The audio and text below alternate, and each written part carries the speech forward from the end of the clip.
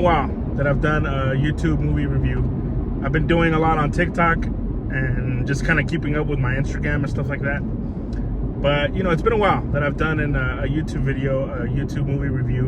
And so I wanted to come on here and just kind of talk about a new movie called Godzilla Minus One. I figured, you know, what better way than to come back and start again with this movie. I've had a rough year, and I kind of just want to do something that's positive in my life right now, as far as, you know, something that I can look forward to. And like I said, it's been a rough year, so I'm eager to get this going again and just talk about movies, man. So Godzilla Minus One is the new movie by Takashi Yamasaki, I believe. It's pretty much based off right after the World War II. Tokyo, Japan is kind of recovering the damage caused by, you know, the explosions and just the horrendous war that happened there. And Godzilla just pretty much is on a tear. We have this young pilot who was a kamikaze pilot who kind of deals with this, you know, feeling of a cowardly feeling, I guess. He has this feeling about himself that he's a coward, that he abandoned his duty.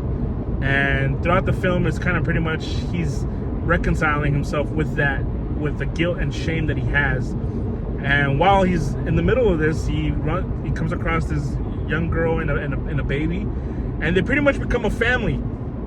And he's trying to, you know, do better by this family and by himself, and trying to just do better and just kind of put the pieces of life together.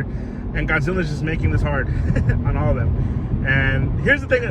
Okay, first of all, this movie is awesome. This is the Godzilla movie that I've wanted for a long time now. A Godzilla that is just, I don't even know if evil is the right word, but this Godzilla is evil. This Godzilla that's right off the bat. It's just, he plays no games in this movie.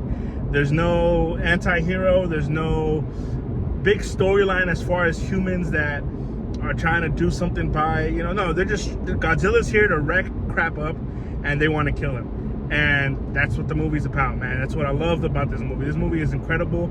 As you can see, for many other people that are reviewing this movie, it's something that blew me away. It really did blow me away watching this film. And what I love about it is the character stories, like I've just mentioned about the young pilot and this family. I care for them. I actually care for these human stories, something that we haven't gotten in a Godzilla movie, honestly, at all. As far as any Godzilla movie that I've seen, I didn't care for the 2014 one, I believe it was. I liked the movie. I like the whole story behind it, but, you know, you throw in Bryan Cranston, you throw in Elizabeth Olsen, and then you throw in later on Millie Bobby Brown, and you throw in all these big time actors, and they're just in to fill these dull story and characters I just don't really care for. And so this movie here, it just did something differently. It's the first time that I felt, anytime Godzilla wasn't on the screen, I was okay with it, because I do want to figure out what's going on with these people. I do want to figure out, hey, you know, how are they dealing with what's going on right now? And so I really enjoyed that aspect of the film. You also have the young pilot who gets this job with these three other guys, and, you know, the bond that those four create. And again, just another touching and cool story that I really dug about this movie. And that's another thing. When Godzilla is wreaking havoc and is just going crazy and destroying things, you know, because there are characters here that you really care for, you're really hoping, man, I hope Godzilla doesn't come after our people. And you actually care about that. And I think they did a great job with this here. Again, this movie I hear the budget is only about $15 million, but the director, I heard today, said that he might have made it for less, or he made it for less. I don't know what the rumor is, but $15 million alone, that's already a pretty remarkable feat. Because I thought Godzilla looked great.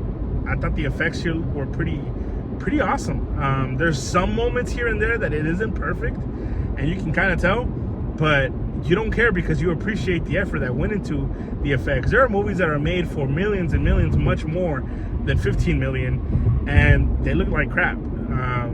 You know, I don't really know what the budget was for Flash, but come on, man. The fact that we can get a Godzilla movie that looks like this for 15 million, come on. I think they could have, you know, other movies can step up, and I think Hollywood as a whole can really learn from this movie here. It's an original It's about Godzilla. It's a monster that we know of, but there's just something different about this that felt refreshing. It was a breath of fresh air for sure.